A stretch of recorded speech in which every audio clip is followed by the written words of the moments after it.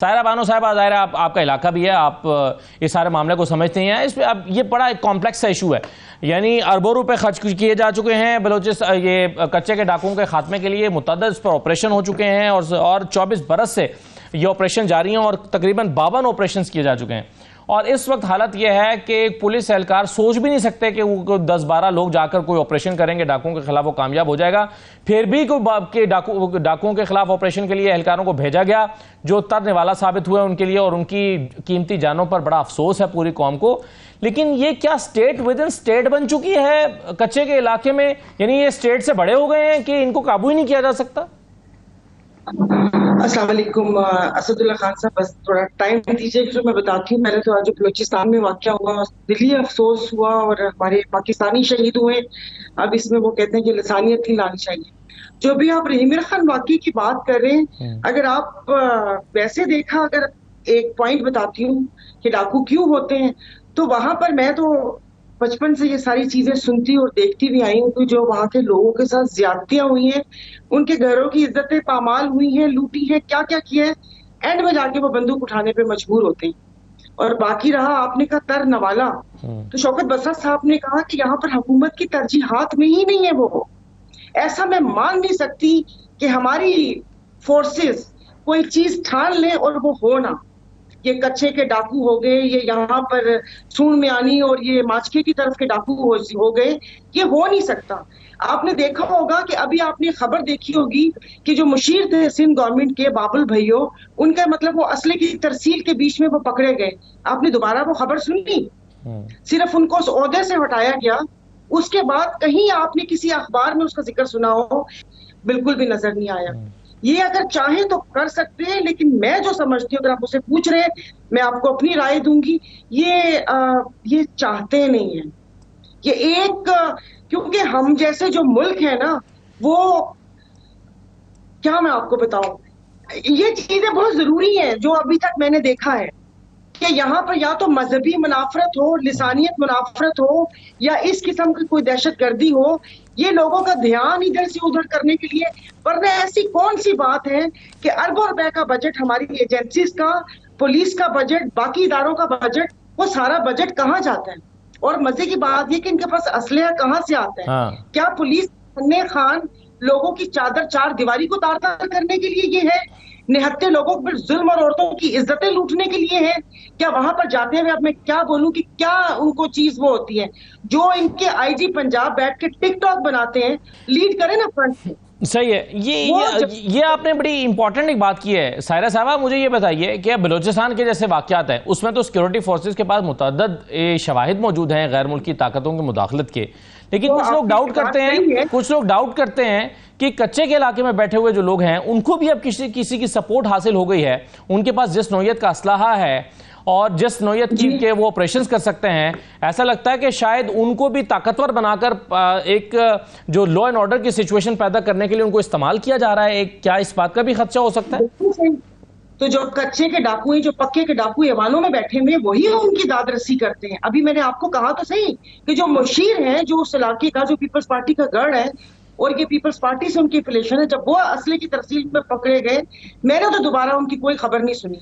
और यही लोग पुष्ट पनाही करते हैं। अगर आप देखें जो लोगों के साथ ज्यादतियां और कहीं भी जहां दहशतगर्दी, मजहबी इंतहा पसंदी या इस किस्म की चीजें हो, वहां उसके पीछे नाइंसाफी निकलती है। अभी आपने कहा कि ये बलोच डिप्राइव्ड कौम है, ये जो असेंबलीज में आते हैं, आपने इनको देखा है?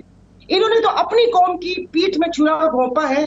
अब मैं नाम क्या लूं, यहाँ पर अरबों रुपए के फंड, 22 अरब का फंड 2018 में जो 7 इत्तेहादी थे उनको दिया गया, मैं पूछूं कि कहां पर है ये? इनके अरबों खरबों के फंड, फिर भी उस सूबे की महरूमी खत्म नहीं होती। ये कहां से आते हैं? ये कोई एक या दो तो नहीं है, ये नेटवर्क कहां से? अगर आप जियो फेंसिंग करके लोगों के घरों में घुस सकते हैं, तो क्या मोबाइल नेटवर्क से नहीं पकड़ा जाता? लेकिन ये ठीक है, आप एक सेकंड के आपको और मुझे डिजिटल दहशतगर्द कहा जाता है। अगर हम अपने मुल्क के लिए, अपनी आवाम के लिए आवाज उठाएं, तो क्या वो जो अरबों रुपए की फायरवॉल है, इससे ये नेटवर्क नहीं पकड़ा जा सकता कि कैसे कॉल्स होती हैं और किस तरीके से मारा जाता सही है। है। यहाँ पर कराची लेकिन देखा, एक जो जियोग्राफी का जमात- एक बहुत एक खैरा बानो साहबा, ये अगर एक ये नहीं है कि पॉलिटिकल विल की कमी है या एक सियासी मुफाद है लोगों का इसके साथ जुड़ा होना और इनको डेवलप करना, इनको स्ट्रांग करना, तो फिर तो ये बड़ी कॉम्प्लिकेशन ही हो जाएगी कि जिसने फैसले करने हैं, जिसने एक्शन लेना है, वो तो साथ मिला हुआ है। आपको यही तो कह रही हूँ कि जब यहाँ पर एक मुशीर का बेटा पकड़ा गया था तो ये सब सोए हुए हैं। और जब पता है, हमें भी पता है कि ये सब सरदार और भुतकारों के पतारेदार हैं। उनको हुकूमत में लाया कौन? कौन वो आके असेंबली में बैठे हुए? किसने आवाज उठाई? और जिस वक्त आपने अभी बलोचिस्तान गवर्नमेंट की बात हो रही थी, बसरा साहब ने सही कहा कि जब जिस वक्त इस्लामाबाद से डोरें हिलेंगी कि जैसे सरफराज मुफ्ती साहब निगरान वजीर दाखिला, 3 माह पहले वो बंदा इस्तीफा देता है, फिर उसको ख्वाब में आता है कि पीपल्स पार्टी हुकूमत बनाएगी, और उसके बाद वो पीपल्स पार्टी ज्वाइन करते हैं और उसके बाद वो वजीर आला बन के बैठ जाते हैं। सबसे हाईएस्ट बोली उस असेंबली की लगती है, जो वो सेनेटर से अरबों रुपए देकर आते हैं। टोबैको माफिया, सब स्मगलर्स उस सूबे में कहते हैं कि पैसा नहीं है। वहां के लोगों को तो इन्हीं सरदारों, भोतारों ने और करताओं धरताओं ने ऐसा रखा हुआ है।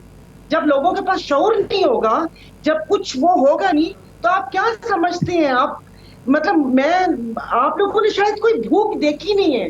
ब्रिगेडियर साहब ने और आसपास जो लोग हैं, उन्होंने भूख देखी नहीं कि भूख क्या क्या इंसान से करवाती है। तो पहले ये सारी चीजें देखें, इधर उधर की कहानियां, जिसको रोजगार ही नहीं मिल रहा, ना उसके पास पैसे हैं, तो बुनियादी चीज ना इंसाफी है, जान पहचान है। तो ये ना इधर उधर की बातें, ये कहानियों और किताबों वाली बातें, सबसे सारी 250 किताब अभी मैं सीधी करके आई हूँ, जो पढ़ अभी दोबारा पढ़ने लगी हूँ। क्या जवाब दूं इसका मैं कि ये जो हुकूमत लाई गई, उसके बाद ये सवाल भी हमसे कि इनको अरबों रुपए का बजट दिया जाता है और वो आवाम की उससे महरूमियां दूर नहीं होती।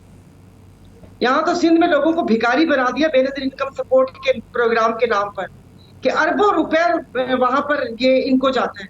और मेरे जिला सागर के 460 स्कूल बंद है। ब्रिगेडियर साहब निगरान वजीर दाखिला थे, इनको उस वक्त भी पता होगा कि उस वक्त करोड़ों रुपए इलेक्शन के उसके लिए स्कूलों की हालत जार सही होने के लिए तो दे दिए। फिर उसके बाद कुछ हाई कोर्ट का वो भी आया था कि इन स्कूलों के लिए वो किया जाए, लेकिन कुछ भी नहीं हुआ था। तो बात ये है कि इनको लाता कौन है?